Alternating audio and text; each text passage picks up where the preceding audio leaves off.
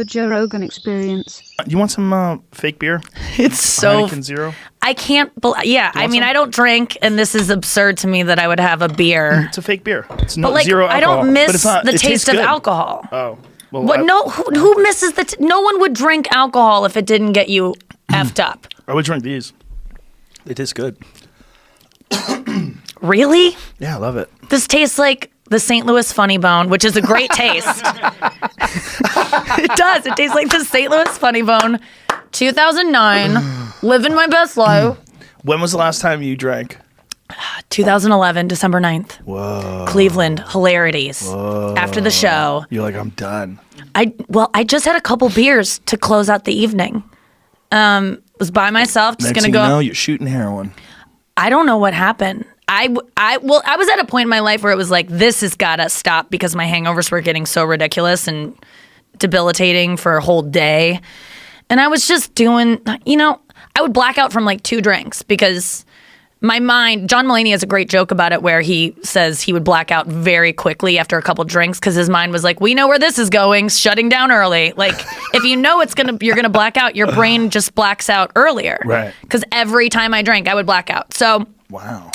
I woke up that next morning and I had only had it wasn't a hard night of drinking, a couple beers, but I was just the sickest I've ever been. And the thing about hangovers that I really had to look at was like the best part about being sick. If you're going to find the best part about being sick, it's that people feel sorry for you. You get babied a little bit. You get a nurturing from your friends and family that you don't get when you're healthy. But when you're hungover, no one gives you that. So you're sick and you don't even get the only good thing about being sick, which is people feeling sorry for you. Everyone's like, you piece of shit, you did this to yourself.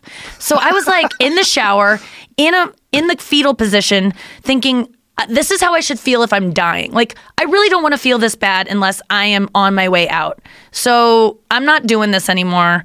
And I read a book and I was done. What was the book? The Easy Way to Stop Drinking by Alan Carr. What's the easy way? Easy way is you read this book and then you're done at the end of it. Why? And what he does, well, I used his method to stop smoking. The Easy Way to Stop Smoking by Alan Carr. So many people have read it. It's the one book that when you've tried everything else, nothing else works.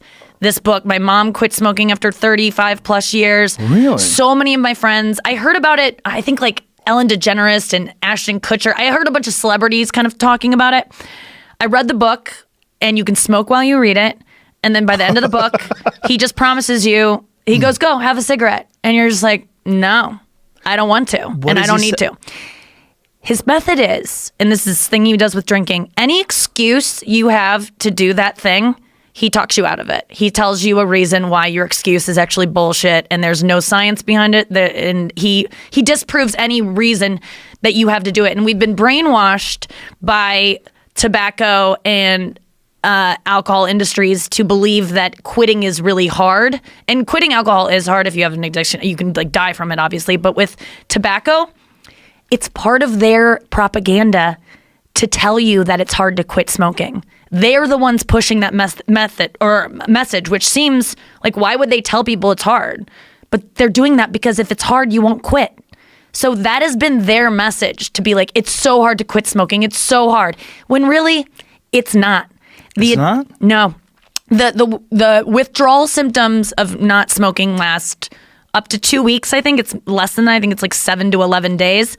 And the discomfort caused by wanting a cigarette is the same discomfort as being a little bit hungry. You're a little bit annoyed. It's like, it's not insurmountable. It's uncomfortable, but it passes after 7 to 11 days, I think it is. And then it's all, even when you're going through it, it's not that bad.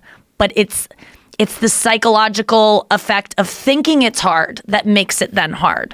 So once he proves to you it's not that hard, and any excuse you have to smoke, which is like, it calms me down, it raises your blood pressure. So that's inaccurate. It makes me more social. Actually, it isolates you. You know, if you really look at it, every time you smoke, you feel kind of bad. People think you stink. Like, it just, every excuse you have. And then he did it with drinking too. I went through this book. I read it. You can drink while you read the book. You have to want to quit. To pick up the book, you have to want to be like, I want this out of my life. I don't know how to get it out of my life.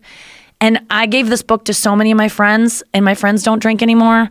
And a lot of them, use program or other things to supplement. But all I needed was this book, and I was done. Wow. And I'll tell you, I drank every single night of my life. And I never thought I could live without it. It was just, I was just like anyone listening that's like, no, no, no. You don't understand. All my friends drink. It's my life. It's my social life. It's my work life. It was everything to me.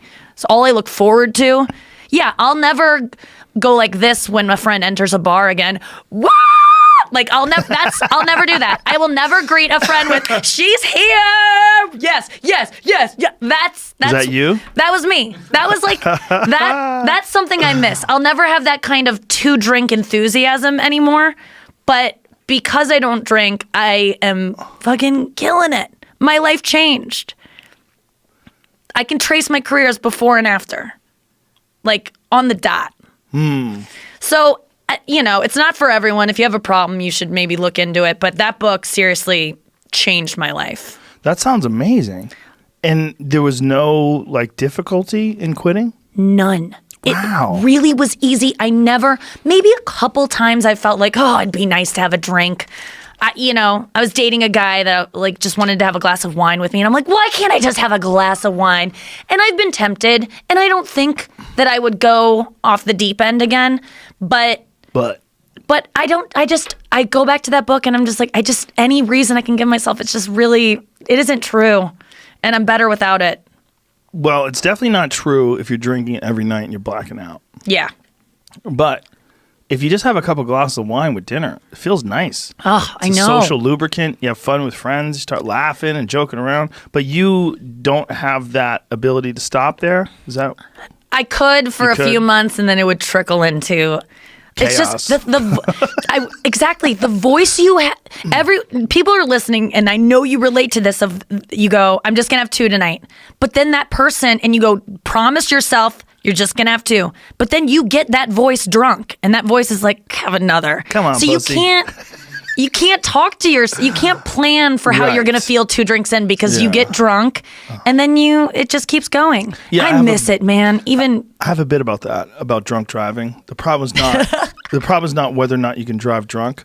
The problem is even thinking that you can drive drunk, because when you're drunk, you don't know what the fuck you can do or can't do. Yes. You think that's why guys get in fights with people way bigger than them when they're drunk, and they don't even know how to fight. you're stupider when you're drunk. You're a fucking moron when you're drunk. So the idea that you could drive drunk, I'm fine, you don't even know if you're fine. That's the problem. Yes. The problem is you're drunk. And that's a big part of the book, is talking to people about this liquid courage that everyone cites. I mean, I need a drink because I can't go on stage if I don't have a drink. I need a drink Right. to talk to the girl. And it's not courage. What you're doing is you're making yourself more stupid.